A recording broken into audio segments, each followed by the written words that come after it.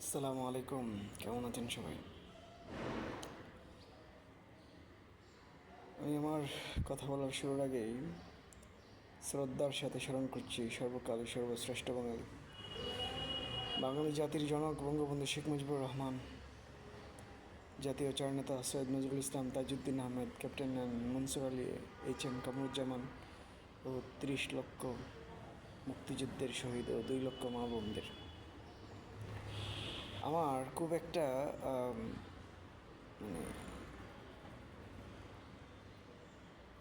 কষ্টের কথা শেয়ার করার জন্য এই ভিডিওটা। সেটা হচ্ছে, আপনারা দেখবেন যে আওয়ামী লীগের তৃণমূলের জেলারও না, কোনো ওয়ার্ডের কর্মী, মানে সে কমিটিতে নেই কিন্তু সে যদি কর্মী কোনো একটা অকারেন্স করে, সেটা জাতীয় মিডিয়া বা জাতীয় পত্রিকার হেডলাইন হয়।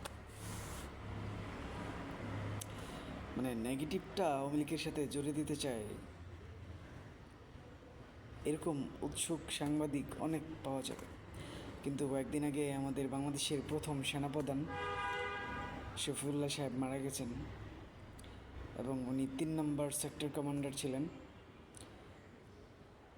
ওনার এরিয়া ছিল ময়মনসিংহ, ব্রাহ্মণবাড়িয়া, আখাউড়া, আমাদের ভৈরব, এই সাইডটা।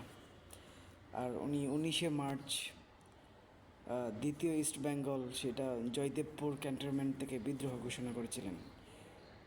বিদ্রোহ করে যুদ্ধে যোগ দিয়েছিলেন বঙ্গবন্ধুর নেতৃত্বে। বঙ্গবন্ধুর ডাকে উনি মুক্তিযুদ্ধে অংশগ্রহণ করেছিলেন। তো এই ভদ্রলোক মারা যাওয়ার পর এরকম একটা নিউজ দেখলাম না যে তিনি আওয়ামী লীগের সংসদ সদস্য ছিলেন 96-এ, রূপগঞ্জ থেকে, নারায়ণগঞ্জ 1 আসন যেটা। অথচ সেই মফস্বলের কোনো একটা কর্মীও যদি, ওয়ার্ড কর্মী যদি অকারেন্স করে, ওয়ার্ডের নেতাও না, তারপরেও সেখানে আওয়ামী লীগের নাম জুড়ে দেওয়া হয় যে সে আওয়ামী লীগের সমর্থক কর্মী। নেতা না হলেও, নেতা হলে তো একবারে কি বলে, ফাইরা লবণ দিয়ে দেওয়ার যে অবস্থা ওই রকম করে। তো আমাদের দেশের সাংবাদিকদের অবস্থা হচ্ছে এরকম। পজিটিভটা কখনোই, আওয়ামী লীগের সাথে যেটা পজিটিভ ভালোর দিক, এটা সবসময় তারা এড়িয়ে চলে। নেগেটিভটা দিতে তারা বেশি মজা পায়, লিখতে, ছাপাতে, বলতে।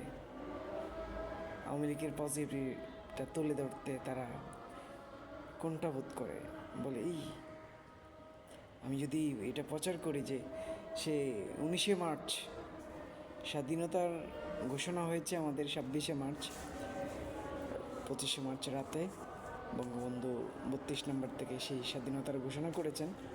কিন্তু তারও আগে বঙ্গবন্ধু যখন 7ই মার্চের ভাষণ দেন, যখনই পাকিস্তানিরা তাদের মিলিটারিদের এই পূর্ব বাংলায় ঢুকানো শুরু করে, তিনি যখন বুঝতে পারেন যে এরকম এরকম ভিতরের পরিস্থিতি, ক্যান্টনমেন্টের পরিস্থিতি, 19শে মার্চ বিদ্রোহ করেন পাকিস্তানিদের বিরুদ্ধে। তখনই উনি পাকিস্তানিদের পক্ষ ত্যাগ করে উনি বাংলাদেশের পক্ষে, মুক্তিযুদ্ধের পক্ষে, বঙ্গবন্ধুর পক্ষে, জয় বাংলার পক্ষে যখন চলে আসেন মুক্তিযুদ্ধে ঝাঁপিয়ে পড়ার জন্য, সেই মানুষটার মৃত্যুতে একটিবারও সে যে আওয়ামী লীগের এমপি ছিল এটা প্রকাশ করলো না। চাটুকার সাংবাদিকরা। আজান পড়তেছে, নাহলে আরও অনেক কথা বলতাম। ভালো থাকবেন সবাই। জয় বাংলা।